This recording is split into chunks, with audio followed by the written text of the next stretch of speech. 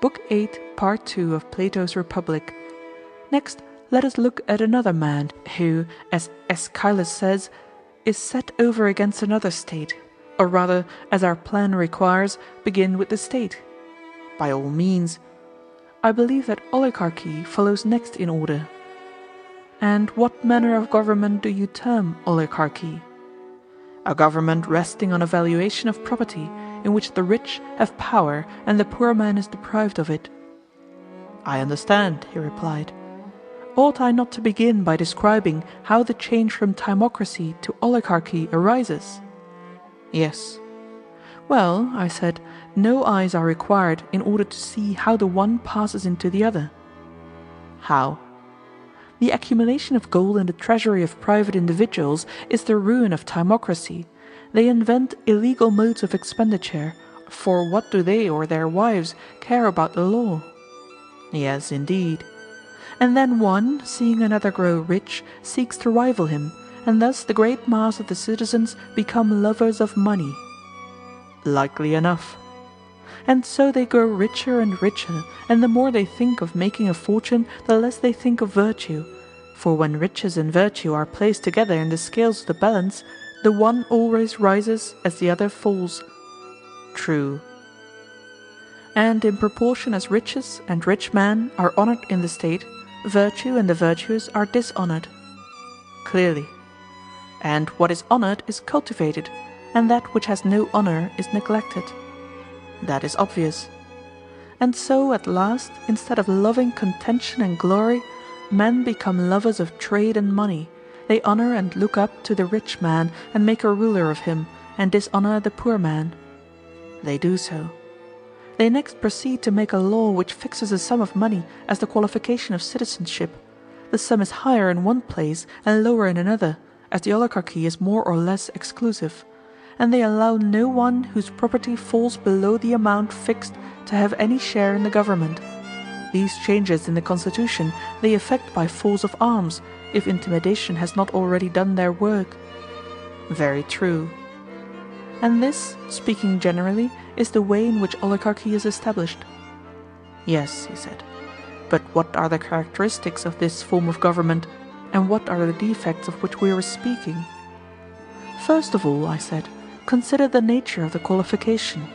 Just think what would happen if pilots were to be chosen according to their property, and a poor man were refused permission to steer, even though he were a better pilot. You mean that they would shipwreck? Yes, and is not this true of the government of anything? I should imagine so. Except a city, or would you include a city? Nay, he said, the case of a city is the strongest of all, inasmuch as the rule of a city is the greatest and most difficult of all. This, then, will be the first great defect of oligarchy. Clearly. And here is another defect which is quite as bad. What defect? The inevitable division. Such a state is not one, but two states, the one of poor, the other of rich men, and they are living on the same spot and always conspiring against one another. That, surely, is at least as bad. Another discreditable feature is that, for a like reason, they are incapable of carrying on any war. Either they arm the multitude, and then they are more afraid of them than of the enemy, or, if they do not call them out in the hour of battle, they are oligarchs indeed, few to fight as they are few to rule. And at the same time their fondness for money makes them unwilling to pay taxes. How discreditable! And, as we said before, under such a constitution the same persons have too many callings. They are husbandmen, tradesmen, warriors, all in one. Does that look well? Anything but well. There is another evil which is, perhaps, the greatest of all, and to which this state first begins to be liable. What evil? A man may sell all that he has, and another may acquire his property, yet after the sale he may dwell in the city of which he is no longer a part, being neither trader, nor artisan, nor horseman, nor hoplite, but only a poor helpless creature. Yes, that is an evil which also first begins in this state.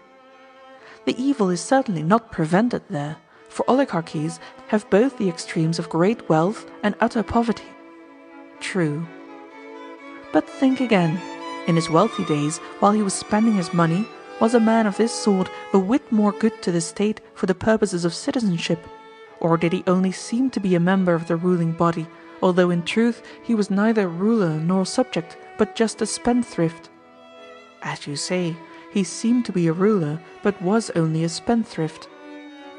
May we not say that this is the drone in the house who is like the drone in the honeycomb, and that the one is the plague of the city, as the other is of the hive? Just so, Socrates. And God has made the flying drones, Adeimantus, all without stings, whereas of the walking drones he has made some without stings, but others have dreadful stings. Of the stingless class are those who in their old age end as paupers. Of the stingers come all the criminal class, as they are termed. Most true, he said. Clearly then, whenever you see paupers in a state, somewhere in that neighbourhood there are hidden away thieves and cut-purses and robbers of temples and all sorts of malefactors. Clearly. Well, I said, and in oligarchical states do you not find paupers? Yes, he said, nearly everybody is a pauper who is not a ruler. And may we be so bold as to affirm that there are also many criminals to be found in them, rogues who have stings, and whom the authorities are careful to restrain by force? Certainly, we may be so bold. The existence of such persons is to be attributed to want of education, ill training, and an evil constitution of the state. True. Such then is the form and such are the evils of oligarchy, and there may be many other evils. Very likely. Then oligarchy, or the form of government in which the rulers are elected for their wealth, may now be dismissed. Let us next proceed to consider the nature and origin of the individual who answers to this state. By all means. Does not the timocratical man change into the oligarchical on this wise? How? A time arrives when the representative of timocracy has a son. At first he begins by emulating his father and walking in his footsteps. But presently he sees him of a sudden foundering against the state as upon a sunken reef, and he and all that he has is lost. He may have been a general or some other high officer who is brought to trial under a prejudice raised by informers, and either put to death or exiled or deprived of the privileges of a citizen, and all his property taken from him. Nothing more likely. And the son has seen and known all this. He is a ruined man, and his fear has taught him to knock ambition and passion head foremost from his bosom's throne. Humbled by poverty, he takes to money-making, and by mean and miserly savings and hard work gets a fortune together. Is not such a one likely to seat the concupiscent and covetous element on the vacant throne, and to suffer it to play the great king within him, girt with tiara and chain and scimitar? Most true, he replied. And when he has made reason and spirit sit down on the ground obediently on either side of their sovereign, and taught them to know their place, he compels the one to think only of how lesser sums may be turned into larger ones, and will not allow the other to worship and admire anything but riches and rich men, or to be ambitious of anything so much as the acquisition of wealth and the means of acquiring it. Of all changes, he said, there is none so speedy or so sure as the conversion of the ambitious youth into the avaricious one. And the avaricious, I said, is the oligarchical youth. Yes, he said, at any rate the individual out of whom he came is like the state out of which oligarchy came. Let us then consider whether there is any likeness between them. Very good. First, then, they resemble one another in the value which they set upon wealth. Certainly.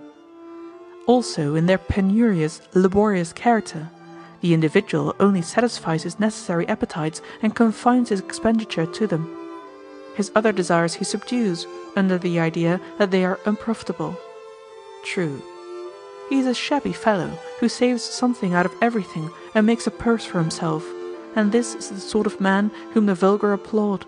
Is he not a true image of the state which he represents? He appears to me to be so. At any rate, money is highly valued by him as well as by the state. You see that he is not a man of cultivation, I said. I imagine not, he said. Had he been educated, he would never have made a blind god director of his course, or given him chief honour. Excellent, I said. Yet consider, must we not further admit that owing to this want of cultivation there will be found in him drone-like desires as of pauper and rogue, which are forcibly kept down by his general habit of life? True. Do you know where you will have to look if you want to discover his rogueries?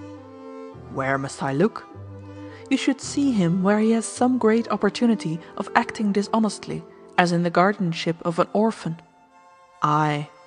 It will be clear enough then that in his ordinary dealings which give him a reputation for honesty, he coerces his bad passions by an enforced virtue, not making them see that they are wrong, or taming them by reason, but by necessity and fear constraining them, and because he trembles for his possessions.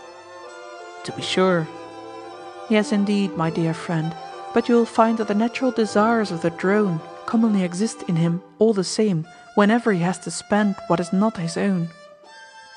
Yes, and they will be strong in him too. The man, then, will be at war with himself. He will be two men, and not one, but, in general, his better desires will be found to prevail over his inferior ones. True. For these reasons, such a one will be more respectable than most people. Yet the true virtue of a unanimous and harmonious soul will flee far away and never come near him. I should expect so. And surely the miser individually will be an ignoble competitor in a state for any prize of victory or other object of honourable ambition. He will not spend his money in the contest for glory, so afraid is he of awakening his expensive appetites and inviting them to help and join in the struggle. In true oligarchical fashion, he fights with a small part only of his resources, and the result commonly is that he loses the prize and saves his money. Very true. Can we any longer doubt, then, that the miser and money-maker answers to the oligarchical state? There can be no doubt. Next comes democracy. Of this the origin and nature have still to be considered by us, and then we will inquire into the ways of the democratic man, and bring him up for judgment. That, he said, is our method. Well, I said, and how does the change from oligarchy into democracy rise? Is it not on this wise? The good at which such a state aims is to become as rich as possible, a desire which is insatiable. What then? The rulers, being aware that their power rests upon their wealth, refuse to curtail by law the extravagance of the spendthrift youth, because they gain by their ruin.